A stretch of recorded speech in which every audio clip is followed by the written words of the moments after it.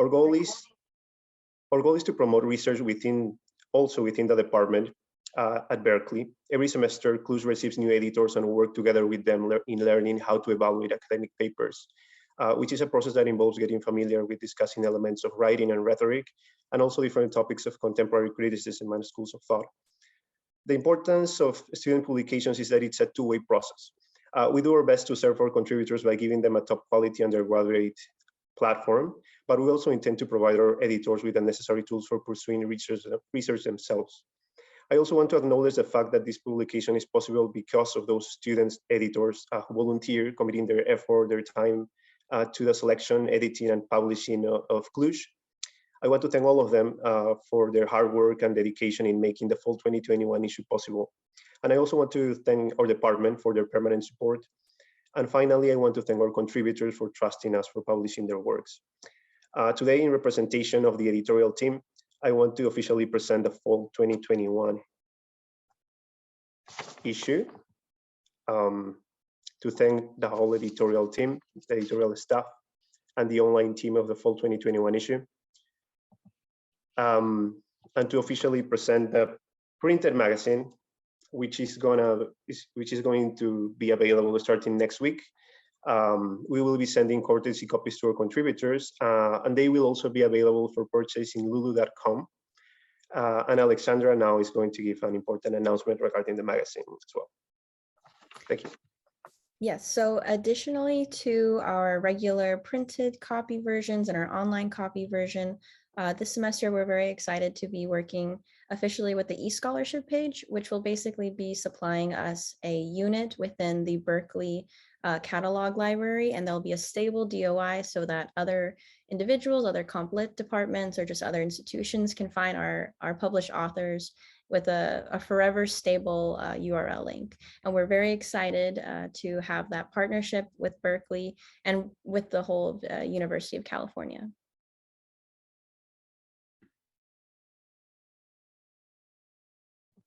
Thank you, Alex. So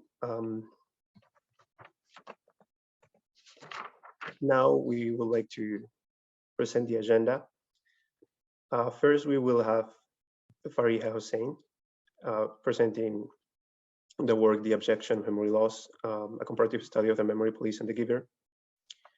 And then we will have our other published author, Sarah Swackhammer, who is here, who is going to be presenting From Killing to Resurrection, Queer Death Narratives and Expanded Temporalities After Dead Anglophone Literature from the Global South.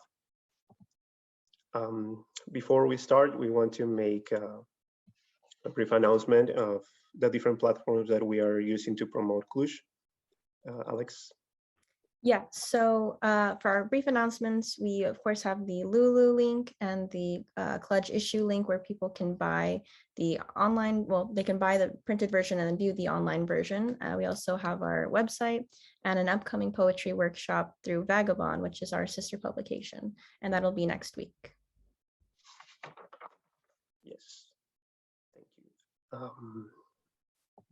Then we are going to proceed with Fariha Hussein and the Objection of Memory Loss, a comparative study of the memory police and the giver. Thanks everyone for being here. And I hope you enjoy the presentations.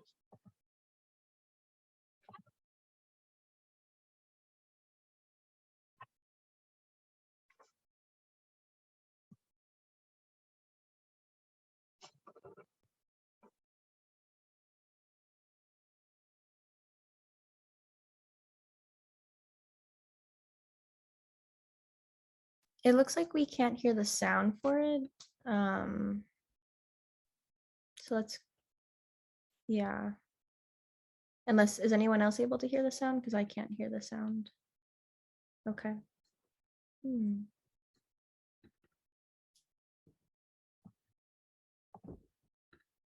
How about now? No? No. Okay, 1 second. So what if I play it from here? No? Alex? I can try mine. I'm not sure exactly why it's not letting the sound come on. Okay. Sorry about that. We'll try to fix that. Oh, there's a sharing sound option at the bottom. I can, Okay, you can try. yeah. Oh, I see it. I see it. Wait. Okay. Hello, my name is How Faria about that? Hussein, Yes. Awesome. Thank you. and this is my presentation titled Oh. Abstract Encounter. So this is a brief preview of my abstract. I'll be going into all of this in more detail later, but for now, here's just a little sneak peek of what's to come. So this is a roadmap of my entire presentation. I'm going to begin by talking about abjection as it relates to memory loss, then my two-pronged frameworks of Christine psychoanalysis and Lauren Berlant's theory of infantile citizenship. Then I'm just going to talk about my text, just give you a brief summary of those. Then finally, my main event, which is my choral regression argument. And then after that, I'm going to tell you what I plan to do with this argument in the future. I'll begin with the enigmatic question. What is abjection? According to Julia Kristeva, abjection is that in-between space between you and not you. When you think of yourself, you likely have this cohesive whole image in your head. However, abjection is what happens when you go past those boundaries that define you as you, and that's when everything becomes hazy, it becomes uncomfortable. I argue that memory loss is the debilitating consequences of long-term abjection, and it reverts subjects to a pre-linguistic dependent state. And I'm going to talk about how this is exemplified in the memory police and the giver. Let me introduce you to the language of my presentation. Christine psychoanalysis is built upon Lacanian psychoanalysis, and so share a lot of the same terminology with a few differences. The chora, for example, is where becoming is held. When you're in the womb and in the first 6 months of your life, you think there's just you and mom, no externality, nothing else. All your needs are met. You're the center of your mother's world, and all is well and good. However, that is a false bliss. The union is not real. That's not all there is. You're a separate person, separate from your mother. When you start to realize this, you freak out and you kind of splinter away and you adjust to accommodate language, which is kind of like your entrance ticket to society. When you accept language, you have your own identity, and basically you're a functioning member of society now. So object petite A kind of reminds you of what you lost. That illusory cohesion at the beginning with you and your mom, that's what it reminds you of. And it forges desire for you. So it says, hey, remember when you felt so good back then? Well, what if this thing is just like that? Of course it doesn't compare, but it tells you, well, it could be like that. It kind of entices you, makes you want to desire things. So it's important to remember that the abject evicts while object petite A orients. The abject kind of shuts out those choral memories so that you can move on with your life and become a functioning member of society. Object petite A reminds you of what you lost and kind of points you in these things that could bring you closer. So this is a political development dimension to my thesis. If you're familiar with Lacan's psychosexual development, this should seem a little familiar, but if not, I will go through Berlant's own little twist on this. So, when you're growing up, you kind of undergo 3 stages. The third may not happen, but the first 2 will. First, you have the infantile citizen, then you have the citizen adult, and then you have the competent adult. The infantile citizen is basically the embodiment of the chora. It's ruthlessly optimistic. It believes the absolute best to the point where it doesn't even know of any bad things. As a result, it's the optimal citizen. It will literally only look at the good. It's extremely patriotic and blind to all the shortcomings of the nation. However, the citizen adult changes things. They learn that the pedestal they placed upon the nation when they were younger is false. They see all the bad things, and they become very jaded, very disillusioned with all the things they held dear as a young child. As a result, in this stage, they're very, very pessimistic, and they're critically thinking. They're trying to become politically happy and economically functional, and they're trying to unsettle, expose, and reframe their infantile citizenship, and so become pessimistic. In the midst of all this, there's paramnesia. This is basically what a nation employs to make it so you are only a little unhappy with your country. Like, they will tuck away the bad parts and only emphasize the good. So, the bad parts are skimmed away. If you're familiar with Kansteiner's low-intensity memory, you'll know that these are the memories that are consumed routinely without much disagreement. They're easy to swallow, and they're easy to remember. The competent adult is the one that critiques and hopes in equal parts the best parts of the infantile citizen and the citizen adult, but few people reach this stage. This is kind of like a comparison of Berland's political development and Lacan's psychosexual development addressed in an article. So both have fracture as a kindle of transformation. So when you're going from the infantile citizen to the citizen adult, and maybe to the competent adult, what makes the infantile citizen transform into the citizen adult is this fracturing. The fracturing of their beliefs. They are forced to confront the wrongs of what they believed in before. And this is kind of mirrored in Lacan's psychosexual development when they go from the real order to the imaginary order and then to the symbolic order. Some sort of cohesion is interrupted. Of course, there's objection in the mirror stage. We don't really have to get into it, but it was an interesting parallelism. Now that you know what abjection is, you and not you, how does memory loss constitute as an abject state? Well, memory loss is an invasion of body, mind, and nation, and as a result, both psychosexual and political development are stunted. In the memory police, you have amnesia as a bottomless swamp, controlled by the memory police. In the giver, there's an alienation of memory itself, and the protagonist, Jonas, is the sole recipient of memory outside of the giver. So, when you have memory loss, you struggle to detangle what is intimately yours. These are things you've procured and nourished over a lifetime. And when they're taken away from you, your subjectivity is dismantled so acutely that your ego implodes, becoming malleable. It takes all these things that have made you you for such a long time that when you lose those things, you sort of lose what makes you you. And as a result, your identity is left for others to control, in this case, authoritarian governments. So, memories etched into identity become foreign, rejected from consideration, leaving gaps in the mind. There are holes where these memories used to go, these precious, precious memories, and now there's nothing. And when you house these holes, you become empty. You become blurred with externality. There's no bridge between you and what's outside because there is no you anymore. There's no you to protect, and therefore you attach yourself to any speck of the maternal, which is the cora, and you become very, very vulnerable. This is me shamelessly putting my own quote into my presentation, but I think it's a good one. The memory police and the giver tell the same story. One a love letter left to memory's crater, another a vehicle for its repair.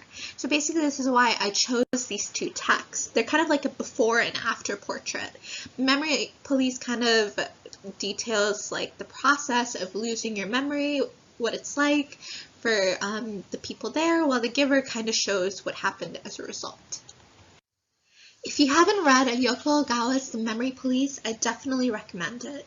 Ogawa's island is haunting, stagnant, definitely something you'll remember. When memories go away, people think it's natural phenomenon at first, but we know that the memory police is involved somehow. It begins with things like ribbons, fruits, photographs, calendars, then novels, and then limbs. The impact is that the citizens kind of know something is coming. They feel this foreboding feeling. It's important to remember that the physical objects are still there, but all their associations vanish. The narrator's father, who is an ornithologist, which renders the narrator intensely familiar with birds, however, when she looks at the sky and sees these small brown creatures, she's left with nothing, no feeling at all. It's very uncanny. Things obviously turn more sinister when limbs start disappearing, left leg, right arm, until in the end all that was left was a voice. There are also some people that retain their memories that are notoriously more lively than everyone else. R, which is the narrator's editor turned lover, remembers, and the story sort of centers of the narrator and her neighbor, this old man hiding are to protect him from the memory police. Towards the end of the novel, the island is distorted. There's nothing but holes and absences reflecting the citizens' diluted hearts. Lois Lowry's The Giver was my 4th grade fever dream. I've never recalled any other book so vividly. So in this society, there's something called sameness, which is a homeostatic system enacted to remove pain, toil, and difference. So there's no conflict, ambiguity, or agency, and there's pre-selected careers, mates, and children, all chosen by the community elders. The only connection to the past and everything that comes with the past, all the war, all the famine, all the conflict, is the giver, which stores the past repository of wisdom in the form of memories. Our protagonist, Jonas, is chosen to receive the giver's memories, and it is then that the community's sinister nature is exposed. I feel like I should put a spoiler warning, but it's a really old book. So you find out that there's lethal injections given to the elderly and the ill, and they're definitely just thrust out from the community, and there's the loss of so much good, like grandparents, holidays, love, colors, everything. Jonas quickly realizes that the task of memory keeping becomes an exhausting feat for 2 people alone, so they plan to create like a distribution of memories among community members to share the burden. So this is told from a third-person limited perspective, and it's in the young adult dystopian genre, and it advocates for the sharing of knowledge gained through collective and individual experience. If you compare it to the memory police, you'll know that the protagonist in that novel is very passive, while Jonas is a hero. Let's begin with the first facet of my choral regression argument, artificial government-mediated Cora. So, in order to kind of govern these infantile citizens rendered helpless by their loss of memory, authoritarian governments cultivate paternalism by emulating crude Cora. So, they tell you, hey, this is for your own good. We're going to tell you what to do. We're saving you from the trauma of choosing, from pain, from strife, and we're basically going to act as your parents. And in these tasks, in the memory police, it's the titular memory police, and in the giver, it's the community elders. So they presume to know what's good for you, and they take advantage of your indoctrination and vulnerability, and they basically mold you to fit whatever shape they want. So it's, of course, a part of the Lacanian symbolic order. So citizens are systematically displaced by language and submerged in its oppression. Language is the foundation of the symbolic order, but language is obviously a thing they're very, very disconnected from just by their loss of memories in general. Because of the policing of expression, they're detached from semantics, meaning, and rendered helpless without the validation of memories. They have no referent to look upon and sort of affirm what they believe in. And as a result, they're sacrificing their agency. And now we're going to talk about how euphemisms and the whole well-meaning attitude of these government systems perpetuate this indoctrination further. How does this crude Cora manifest in the memory police? Well, in this evanescent island with indistinct citizens, there's a distinct lack of identifiers, no names or geographic indicators. The narrator is basically a nameless person with an ornithologist father on a nameless island, and there's not much to go off on. She is basically without a personality. The most interesting part about her is that she's a writer, and we'll talk more about that later. So the memory police, in order to justify these disappearances, they compare it to amputating gangrenous limbs. Memories are thus vilified, so they're considered adversaries, and it's kind of like made out to be an autoimmune disease, self against self, spreading necrosis and rot. In fact, a memory police officer says it is extremely delicate work to unmask these invisible secrets, to analyze and sort and dispose of them. So they kind of put themselves out to be like crusaders. And this is widely believed by the citizenry. They use like this medical language throughout this whole thing. R actually says, "I'll be happy if I could help delay or stop this decay in your heart," affirming the infectious degenerative component of this memory loss. It's also important to note that when things disappear, there's kind of like this ritualized destruction of the disappeared things. Things are cauterized, they're burned. It's a strategy to curb the sickness away from them. The narrator searches for things to burn whenever there's disappearances, driven by the new cavities in her heart as if excising a tumor. The leftover items are scabs, relics of some ancient illness that one would rather forget. The medical language is, of course, very persistent throughout the text, and the citizens subsist on their dwindling memories, which are inextricable from their bodily health. And here's another interesting thing. The memory police are afflicted too, but they're acting as if they're unfazed.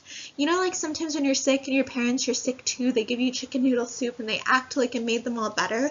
That's essentially what they're doing. They're providing their citizens with this chicken noodle soup of comfort, almost. Whatever it is, it's very parental. Another quick note about the Cora and the memory police. The island is mimicking the womb.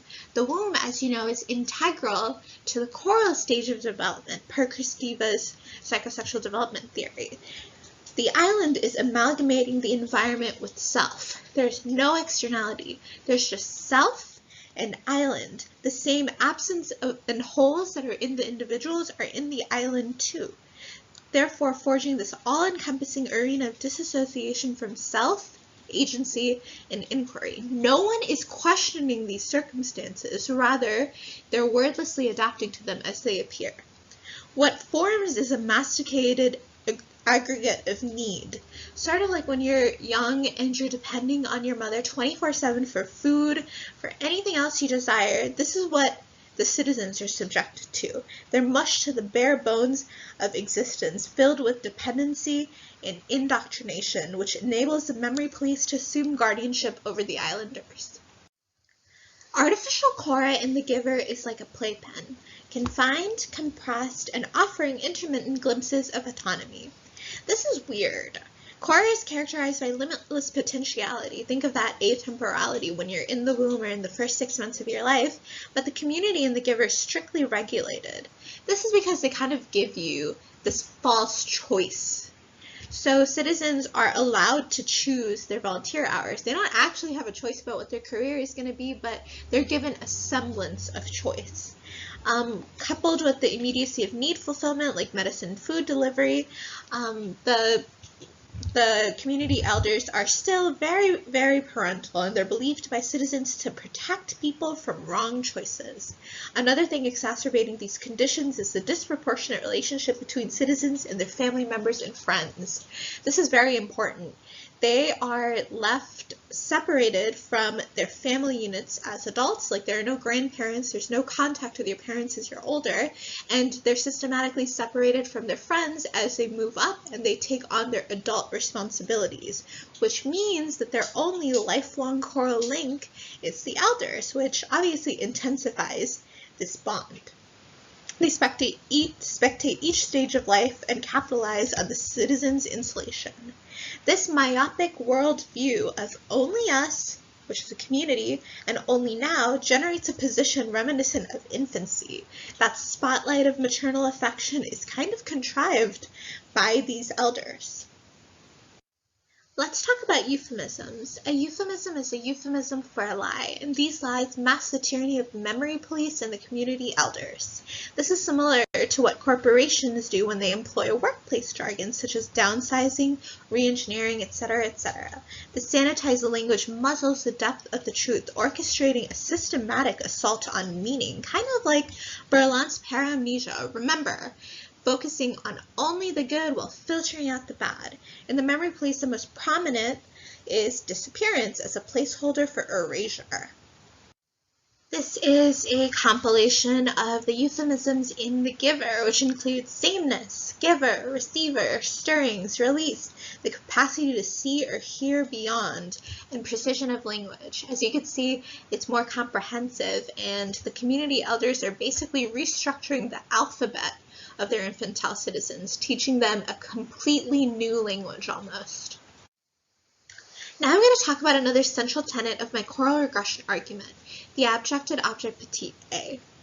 Remember when I said that the physical objects in the memory police still persist in that world, yet all connotations and sentiments disappear? Well, this is sort of like object petite A, right? For example, when the narrator smells perfume, she can tell that there's some sort of scent there, but no matter how hard she tries, no other thought comes to mind. This je ne sais quoi is correlated to object petite A. It's transcending symbolization. There's something there, but you are so distant from it.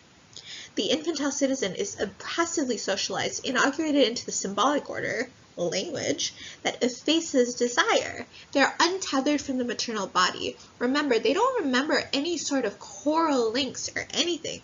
There's nothing connecting them to the maternal, and this butchering of drive ushers objection. This leads to the question, what becomes of the object cause of desire when desire is minimized?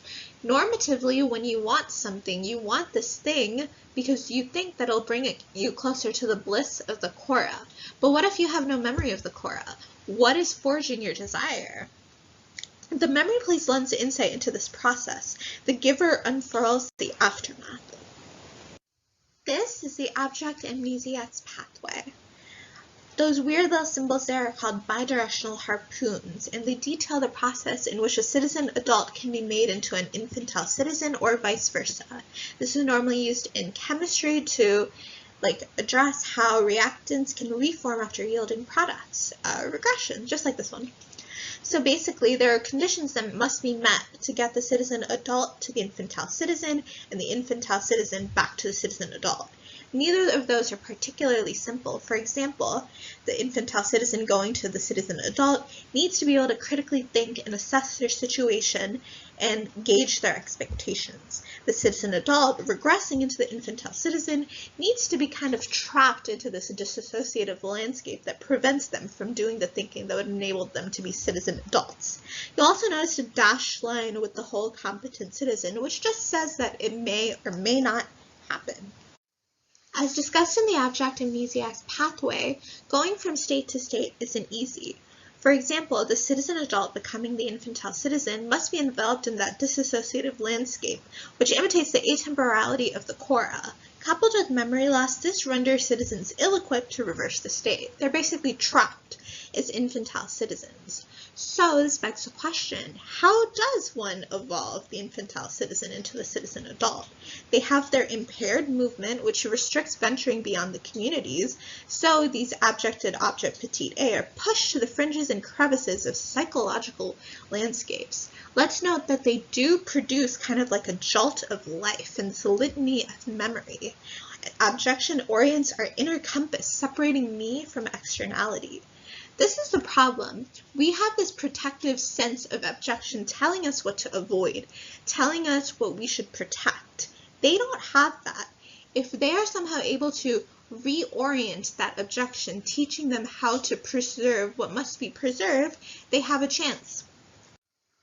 To traverse the landscape from infantile citizenship to citizen adulthood, one can look onto the debris from disappearances in the memory police as a potential for catharsis.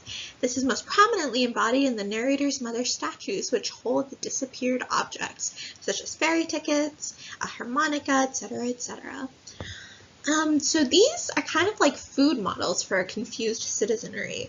While the authentic object bursts with connotations, the model is a shell. When you look at a food model, there's nothing there, right? But you have an expectation of what should be there, given you have reasonable expectations. They don't have that. They feel nothing. There is no referent, no nostalgic jouissance or memory of maternal love. Instead, they're left grasping. It's important, too, that the narrator's mother is the emblem of the maternal, the propensity to mend the island's memory loss, even though it may not work.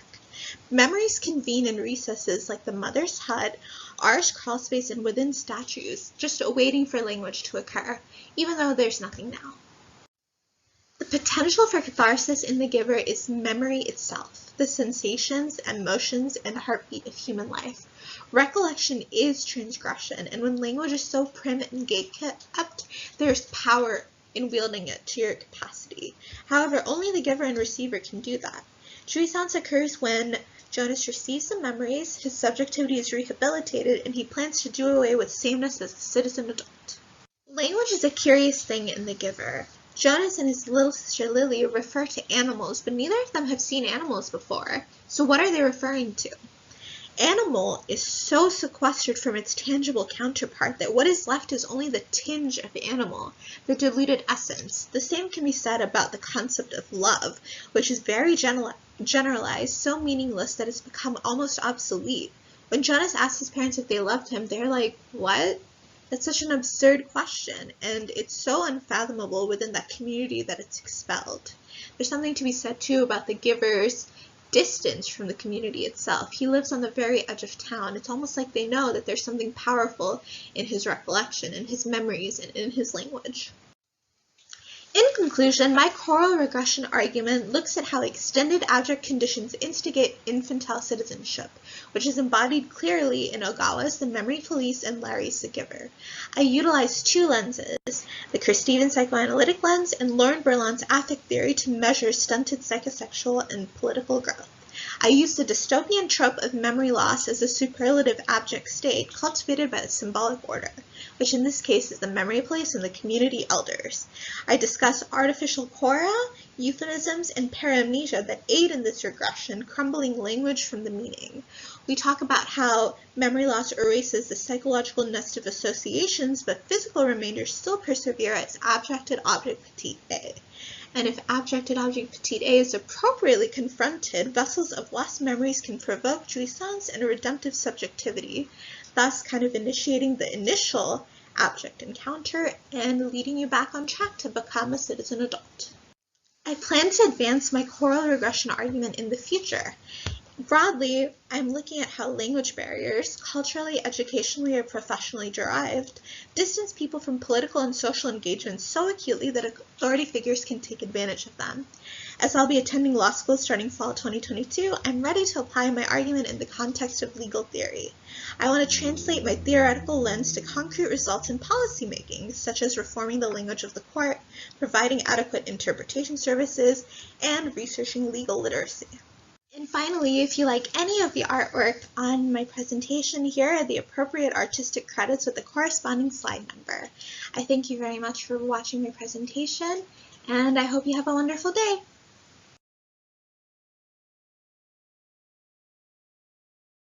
Thank you, Fariha. Congratulations on being published and congratulations on being accepted to law school. So next, we will have Sarah Swaghammer from Rice University discussing From Killing to Resurrection, Queer Death Narratives and Expanded Temporalities of After Death in Anglophone Literature from the Global South. Sarah, I will be controlling the slides, so you can ask me to change the slides. And I will yes, sounds good. Thank you so much for being here, and congratulations on being published again. And thank you for trusting us. Thank you. All right, well, hello everyone. My name is Sarah, and like Ron said, I will be talking about my research about queer life and death in Anglophone literature about Nigeria, India, and the Philippines specifically. To give a quick disclaimer, this presentation will talk at length about death and violence, and some parts of it will also discuss transphobia and sexual violence. This research is something that I initially did for a class called Global Fictions with Dr. Marty Wood at Rice, and it was later published in this journal. So thank you again for having me to speak here today. Next slide, please. I want to start with this photograph, which is one from a series of photographs in a piece about Duterte's drug war in the Philippines written for the New York Times. In the image, a young woman's legs and torso stick out at an angle. Her head is propped up against a pile of bags. Around her, the street is abandoned, but signs of life remain. Circles drawn in chalk on the pavement, clothes hanging from a rack in a storefront behind barred windows. Photographs like these give outsiders a small window into the lives and deaths of people who often live unseen. However, it is not just the isolated vision of a corpse that's immediately striking here. It's also, and perhaps even more so, the paraphernalia of everyday life that hovers around the edges of each scene. The things on the margins contribute to a sense of humanity, context, and gravity in the image, constructing the whole photograph as a more empathetic window into the life of the dead. It is this sense of peripherality that first inspired the topic of my research. Next slide, please.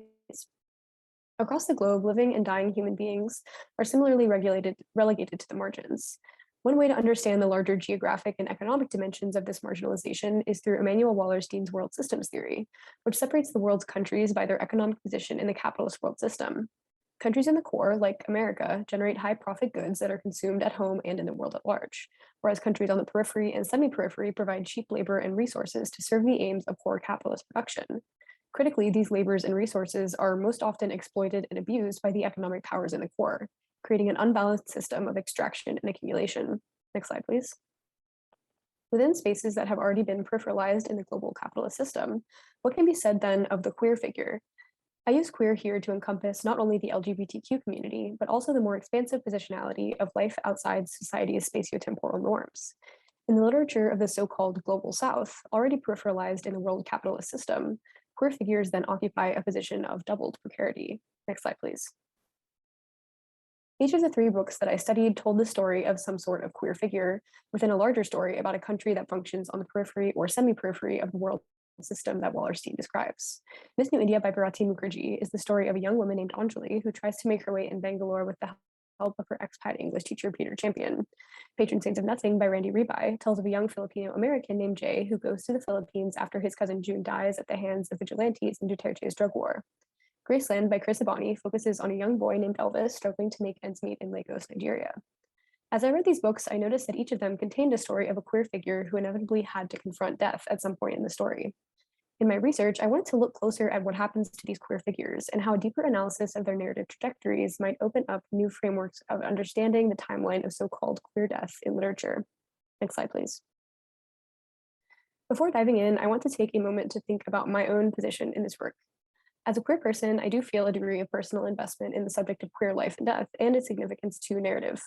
However, as a white person, a middle-class person, and a lifetime resident of the contiguous US, I have very little firsthand experience with the deadly effects of globalized capitalism, colonialism, and racism that I'm describing.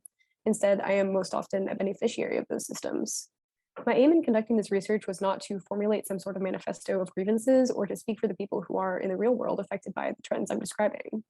Instead, I hope to critically interrogate any colonialist or capitalist biases that I might possess through my exploration of their deadly consequences.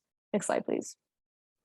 In a similar vein, this work should in no way be considered an attempt to excuse the material realities of queer death. A literary and theoretical move, such as the one that I'm making here, has little bearing on whether queer people continue to be killed in the real world. However, acknowledging this also begs us to reassess the importance of literary analysis in larger movements that challenge violence and injustice. This is not a question that I can fully answer in this talk, but I will say that I think cultural production and its analysis can equip us with a unique language through which to understand and resist real-world problems. Narratives have power because they can speak to extant traumas and propose creative reclamations of agency that are more difficult to achieve in the real world.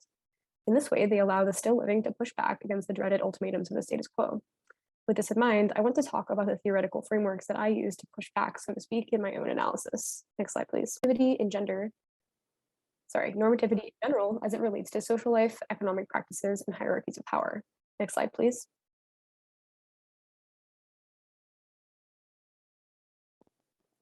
I like the way Gayatri Gopinath phrases it in Unruly Visions, queerness as a state of being out of place and disoriented in the landscape of heteronormativity.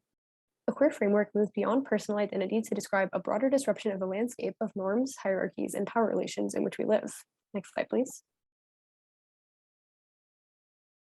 Oh, the next slide again, sorry. Sorry, I thought I deleted that slide.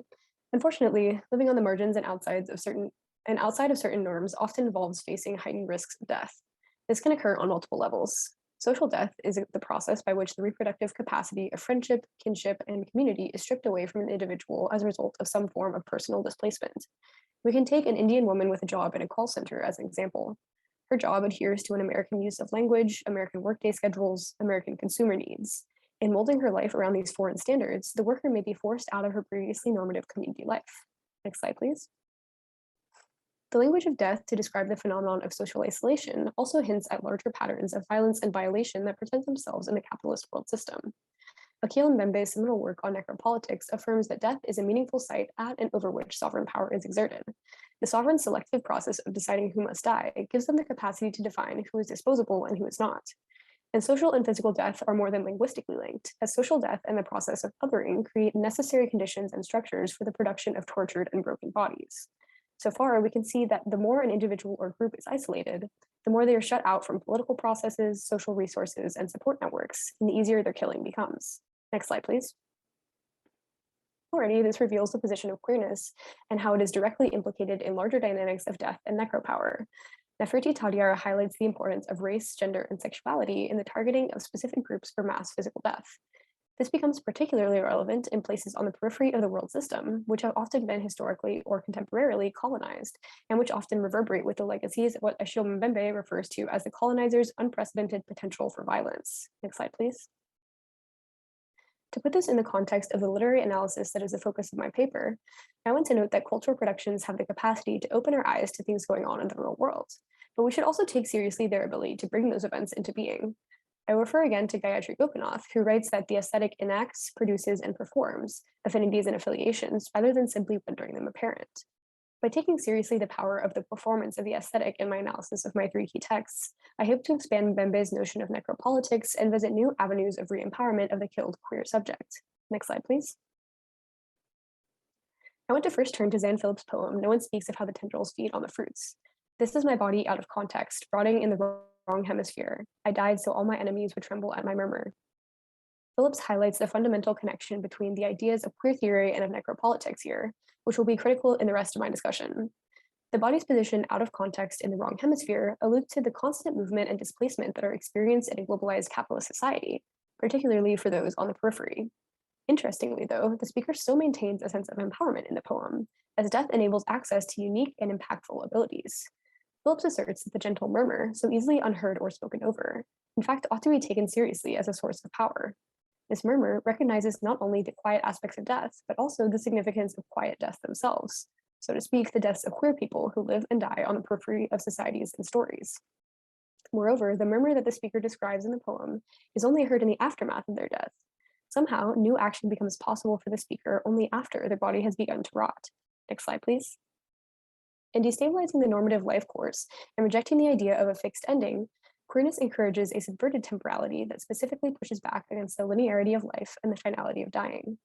In my work, I hope to explore the subverted temporality that I have called after death.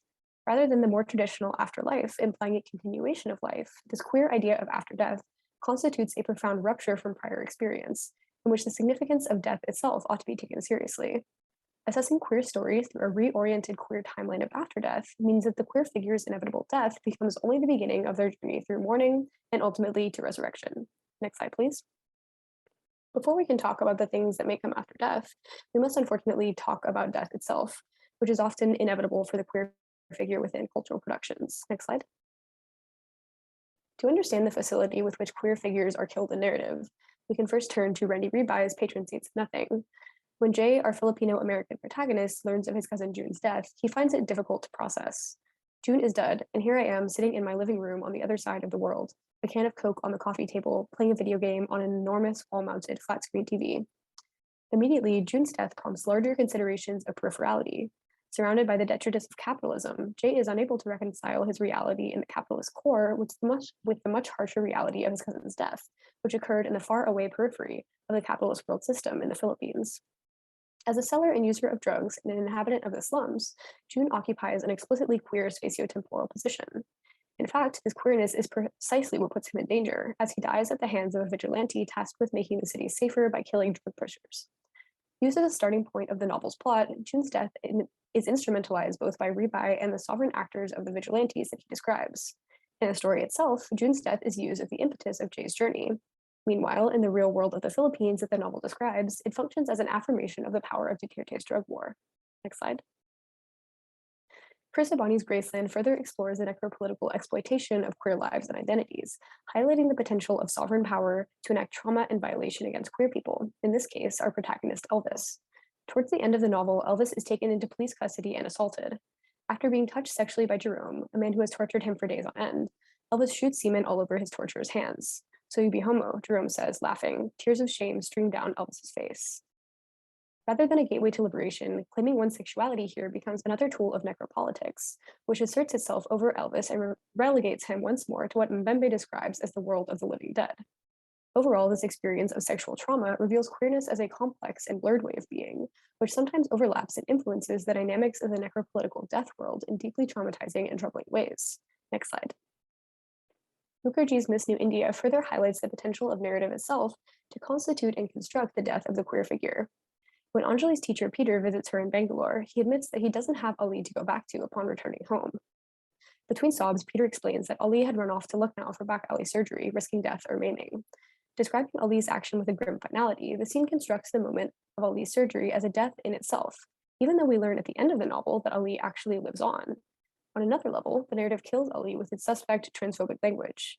What is presumably a transition surgery for Ali, a moment of joy and self-affirmation, is cast as a shady deal that Ali only goes through because, as Peter says, he wanted to be a woman. He thought that's what would make me happy. This thin justification leaves readers to question Ali's choice and legitimacy at the same time as we begin to cast them out of our minds, given that they have supposedly died. This moment demonstrates the power of narrative in constructing the death of the queer subject through language and inference alone. Next slide. In the creative space of cultural productions, however, death has the potential to mark only the beginning of after death. This becomes possible first through aesthetic practices and representations of mourning. As Lisa Skatulski finds, the practice of mourning interrupts the narratives that normalize state violence and exposes the value of discursive practices to represent or arrest systemic state violence against marginalized communities. Through its emphasis on interruption of normalized violent narratives, mourning itself becomes an inherently queer act. With varying degrees of care and success, stories themselves can cultivate queer mourning, bringing the attention of the reader back to the murdered and the forgotten. Next slide. It must first be noted, though, that in many narratives, queerness produces death and precludes mourning. In Miss New India, the moment where Peter tells Anjali about Ali's surgery is the last we hear of Ali for nearly 150 pages. Unsure whether or how to mourn Ali, we may ultimately forget about them. After all, there is so much other action in the story to follow. However, this does not have to be the case. Other narratives open up the potentiality of after death through mourning, demonstrating that it is possible to take the time to memorialize those who have passed on. Next slide. This is the case in Graceland, in which one of the first moments of Elvis expressing queer desires comes after the death of his mother. He longs to try on the woman's makeup and have his hair plaited, and ultimately dresses up with his female family members.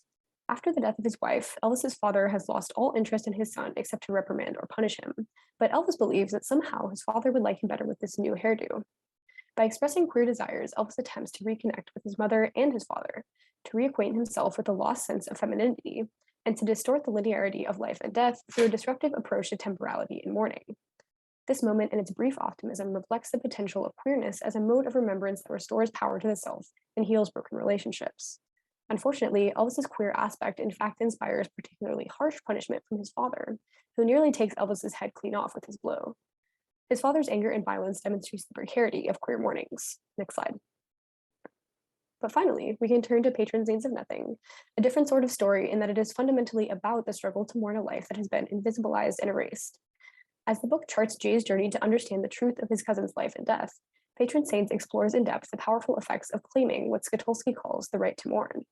The emotional resolution of the novel arrives with the vigil held for June towards its conclusion. At the service, Jay remarks that though the world may be darkening all around us, we formed our own small sphere of brightness with the candles we lit from June's. The process of mourning June constitutes a rebellious act in itself, pushing back against the systems of power that produce the conditions of June's death and that continue to darken the world around them. By providing a space in which June's life and death are brought out of obscurity and into a spotlight of care and compassion, Patron Saints demonstrates the political and personal necessity of queer acts of mourning. Next slide. In the final section of my analysis, I found that queer approaches to mourning in the immediate after death can ultimately spark a more expansive reconfiguration that not only revisibilizes queer death, but also allows the queer figure to reclaim agency and power. Next slide, please. We know that death itself is often instrumentalized as a tool of domination and control, but Mbembe also writes that one is free to live one's own life only because one is free to die one's own death. In asserting control over their death, the queer figure or the besieged body more generally can bring eternal life into being, duplicating itself and, in death, literally and metaphorically escaping the state of siege and objection and occupation. Jasper Puar finds that what is at stake in terms of biopolitical capacity is the capacity to regenerate, the terms of which are found in all sorts of registers beyond heteronormative reproduction. I'm very interested by the regeneration that Puar discusses because I think that it offers many potential meanings. Healing, perhaps, or more radically, an actual return to life of a killed subject. Reclaiming the freedom to die one's own death through regeneration and resurrection of the queer dead can become uniquely possible in narrative, and may even confer a sense of radical optimism and resistance onto the reader or writer, particularly those who are themselves queer. Next slide, please. Queer narratives of after death can reclaim and recast experiences of trauma, prompting regeneration of that which has been killed by the sovereign. In the conclusion of Graceland, this becomes evident as Elvis takes on the new name of Redemption to leave the country. In calling himself Redemption to pass from Nigeria to America, Elvis mirrors common queer practices of claiming a new name as a mode of gender affirmation. This allows Elvis to reclaim some agency and power in moving beyond Lagos' violence. In the same scene, Elvis connects with the book he is reading, James Baldwin's Going to Meet the Man, and flinches when the lynched Black man in the story is castrated. Elvis reflects that he knew that scar, that pain, that shame, that degradation that no metaphor could contain, inscribing it on his body. And yet beyond that, he was that scar, carved by hate and smallness and fear onto the world's face. He and everyone like him, until the earth was aflame with scarred Black men dying in trees of fire. In identifying himself with the scar, Elvis explores a new, explicitly queer language with which to describe his trauma. After attempting and failing to create a meaningful story from his difficult experiences throughout the entire book, Elvis is finally able to put words into the violence and death that he has survived. But the image of the scar that Elvis associates himself with is not a wholly violent one. A scar itself is also a symbol of regeneration. But much like the scar, this moment of resurrection does not erase Elvis's pain. Rather, it enables him to begin to heal from it, though he will continue to carry it with him. Next slide. In Graceland, Baldwin's book becomes a valuable agent of resurrection for the queer figure through the reflection it inspires for Elvis. In the conclusion of Patron Saints of Nothing, queer aesthetic practices themselves become a mode of resurrection. June, and later his sister Grace, run an Instagram account that posts pictures of people who have been victims of the drug war aside their still living loved ones. In doing so, they bring literal visibility to a population that's easily been overlooked. Scrolling through the page, Jay sees all of these people dead, yet alive again in these images. Rendering the dead alive again through compassionate portraits, the account enables reclamation of queer stories. This itself becomes the most radical and transformative act of mourning in the book, as Grace affirms that she will continue to run the account despite the risks to her own safety in order to honor her deceased brother. Next slide, please. In an even more radical final move, narrative can do the work of resurrecting a dead subject. We can see this through Ali's unexpected return at the end of Miss New India. At the conclusion of the novel, a time skip shows Anjali returning to her hometown after years away. It is with this passage that the novel ends. Even before they started to climb, the blue door opened, and there was Peter at the top of the stairs, pushing a much-aged, almost unrecognizable Ali in a wheelchair. "Welcome, welcome," he called. They must have seen behind him, in the well-lit apartment, the crowd of friends and students he'd invited for the talk. Ali smiled and raised his hand in greeting. Here we learn for the first time that Ali did not die after their surgery. Instead, Ali has become an almost angelic figure, standing in front of an ethereal and joyful background. They have emerged from the experience of death transformed, not just in their immediate appearance, but also in their significance to the novel. It is this precisely because of the death that Ali has undergone that they are able to take on this meaningful role of welcoming the reader and the protagonist home at the story's conclusion. Next slide, please. I want to end by discussing Jasbir Puar's notion of the suicide bomber as the producer of bodies in the midst of becoming, blurring the insides and outsides, infecting the transformation through sensation. Ali's attempt to attain gender-affirming surgery in some ways resonates with this language. It constitutes an embracing of the body in the midst of becoming, and explores a movement through death beyond the besieged body that Mbembe discusses. However, in contrast to the traditional act of suicide bombing, the only person who is physically harmed by a surgery gone wrong is the individual themselves. Further, far from a violent act, gender-affirming surgery can be a necessary, joyful, life-giving, self-reclaiming choice. As such, Ali's experience, death, and resurrection presents a kind of reverse bombing, in which the queer figure brings both the self and the larger disparate and displaced group back together through death and after death, rather than tearing them apart. It is Ali, after all, who forms the bridge between Anjali and the crowd of friends and students she is soon to be reunited with after a long time away. It is Ali who brings the novel together and to a close. Through Ali's journey from death to resurrection, they're not only able to express agency and live with a new joy, but they also have a newfound power to bring about further collective modes of regeneration through the facilitation of restored kinship ties. Next slide, please. Death may be an inevitable threat for many queer people, but queer narratives and temporalities insist that it does not have to be the end. Although my analysis of cultural productions does not really push back against queer death in a material way, I hope that it demonstrates that storytelling itself has a rhetorical and ideological power, and that through radically optimistic imaginings of narrative, we can begin to cultivate logics of resistance to that which ought to be unacceptable. Most of all, by returning to the invisibilized queer figure in each of these novels that I researched, I hope to bring needed space and time to explore the nuance and value of the queer individual and their unique experiences of death, life, joy, trauma, and power. Thank you.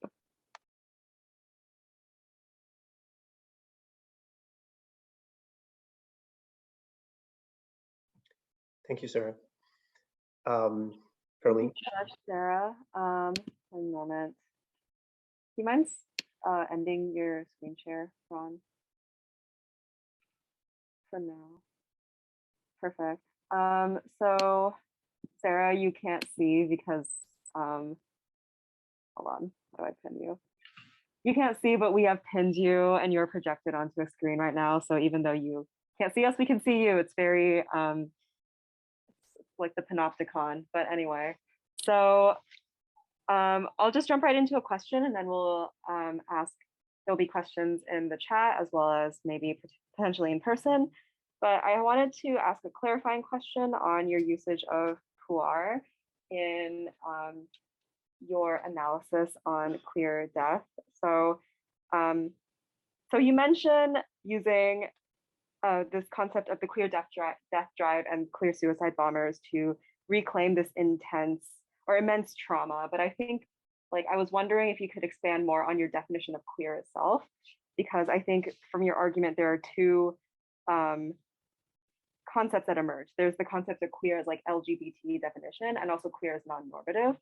So I'm wondering, like, in your analysis of death itself, do you draw a bright line between the two in understanding death, mourning, and trauma, or is there no bright line? Is that the argument you're trying to make? I was wondering if you could expand more on that. Yeah, no, that's a great question. I think that the argument I'm trying to make is that there is a sort of blending when we think about those two different categories that you just named. And I think that becomes evident through looking to queer theory that kind of describes the identity of queer as expanding beyond the traditional understanding of non-cisgender or non-heterosexual people. And so it is interesting because the research that I did, since it focused only on 3 texts, it only contains discussion of 3 characters. And because of that, there's quite a small sample size when it comes to thinking through these kind of like theoretical moves that I'm making. And because of that, it kind of can seem like, why is one of these people like transgender and then this other person is just like also on the periphery of their society, and like, you know, how do those things relate to each other? But I think the point is that both of those experiences are peripheralized and worth kind of devoting attention to, because within the larger narratives that they exist in, they aren't really devoted as much attention to as might be necessary to kind of fully describe and unpack what they experience and the violence that's enacted upon them, if that answers your question. Yeah, that's a great answer. Are there any questions from our virtual attendees or our in-person attendees?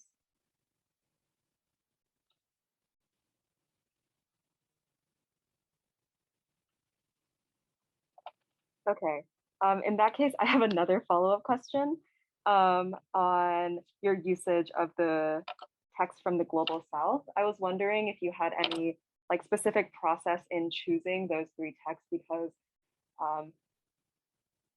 it's important to recognize queer voices from, you know, like regions that are not typically studied in academic literature or academic circles. But I was wondering why those texts in particular. Yeah, so as I mentioned at the start of my presentation, this research actually came out of a class that I took at Rice called Global Fictions with Dr. Marty Wood.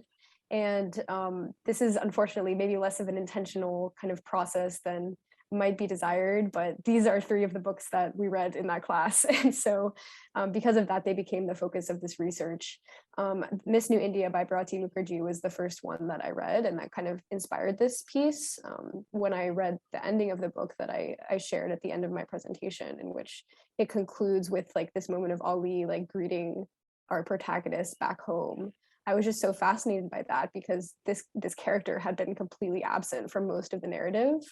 And I kind of used that as kind of a starting question of why this was happening, and started to notice a pattern with that and other sort of queer figures in the text that I was reading in the class. So I think that my exploration of kind of queer literature from the Global South is just like beginning. And so there's a lot that wasn't discussed in this piece. And also, if anyone has recommendations of other texts that touch on similar themes, I would be super interested to read more. Nightwood. I don't know if you've read it, but I feel like it really does speak to maybe your topics. I don't know if you can see me, but yeah, I forgot who it's by, but I'll get someone to text it to you on the chat. But I really think that it has some similar themes, especially with regards to the sort of post-death life of the queer figure. Yeah. Yeah, not sure if you were able to hear that, but someone in the in-person one of the in-person attendees suggested a book that we could email to you later. Yeah, that would be great. Thank you so much. Yeah.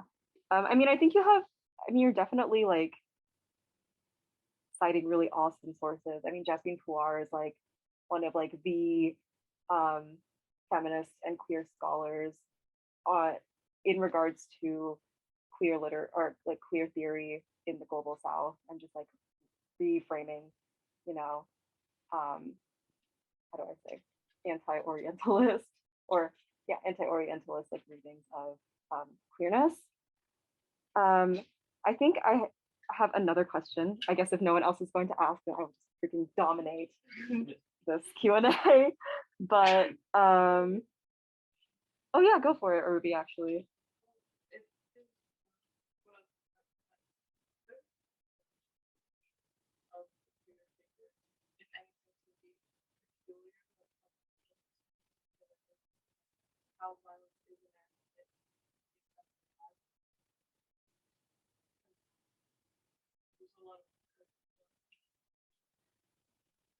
I don't know, how do you think through that? Were you able to hear that? Okay.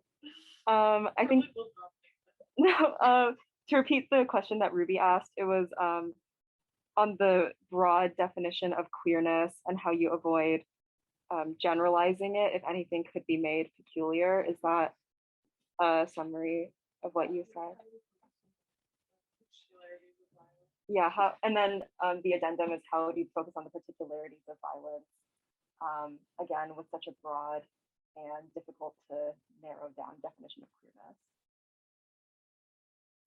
Yeah, I think that's a great question, and I think one that I continue to think about and struggle with, because it is true that by creating this expansive definition of a queer positionality, it can become quite generalizing at times, as if it's kind of, you know, conflating a lot of very different experiences that may all be existing peripherally, but in very different ways. So I think that's something that I still kind of struggle with. But I think my intent with this paper is, although it's reflecting on kind of a broader trend of the power of the queer figure after experiences of death, my main intent was to look specifically at these individuals, these three individual characters within these three novels, and devote attention to them that I felt was missing within the context of the original novel and the discourse around the novel in which they existed. So that was kind of my attempt to refrain from being too general, but I think it's still a little bit inadequate, and so, you know, it's a process, I think. Roxana, last question, and then we will have to wrap it up. Yeah, so I really like this paper, but I would want to ask, so how would your finding in this paper inspire some real world activism? Because I think in real life, when we think about the deaths of those marginal figures, we think, oh, they have passively yielded to this supreme order. So yeah, I think your finding is really fantastic. And how could it inspire our ideas for the real world? Yes, thank you for this question. Again, I think I'm answering this to every question, but this is something that I'm kind of still thinking about and still working through as well. And like, if anyone else here has like thoughts on this, I would welcome them. But I think that like what your question kind of makes me call to mind is the importance of language when discussing social movements for change and fighting against injustice, and just how important the language that we use is when describing the things that are wrong in the world. And I think that like what you just said, Roxana, kind of speaks to that, you know, like the way that a lot of popular discourses, even when talking about the deaths of these marginalized figures, might victimize them and treat them as just these passive subjects that are killed and have none of their own agency. But I think in really concentrating on the fact that that language in itself can have a violent effect, that's really important, because then it causes us to be more conscious of the way that we tell stories about these injustices, and to reframe them in a way that gives agency to the people that are being affected by these things. And so I think like in my own work outside of this, I really strive to use that kind of language that does not like treat people as passive victims. And that's something that I carry with me, I think, from this project. Yeah, thanks for that fantastic answer, because that's basically what I was thinking about for a moment, because it's all about the problem was the discourse. We have like prefigures, we have like portrait that's of this process of yielding, of being annihilated. But what you're doing a great job with is that you have redefined this process and casted it as a process for resurrection. And I do think your work really reminds me of several pieces of modern art I have been seeing. So really fantastic. Thank you.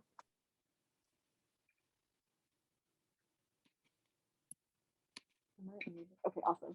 Okay, that concludes our live Q&A. Thank you again, Sarah, for presenting your work in such a very insightful and engaging manner. I'll now give it back to the editors-in-chief. Wait, move your pen. Who will give some closing statements, and then we'll Yes. call it for our panel today. Thanks. I'll be quick.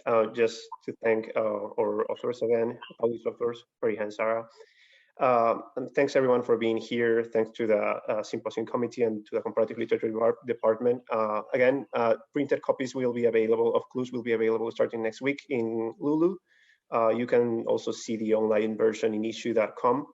And next week on Thursday, we are going to be having a poetry workshop. We will be hosting a National Poetry Slam champion, Alejandro Jimenez, giving a workshop on culture and identity, memory and identity. So it's gonna be from 6 to 7.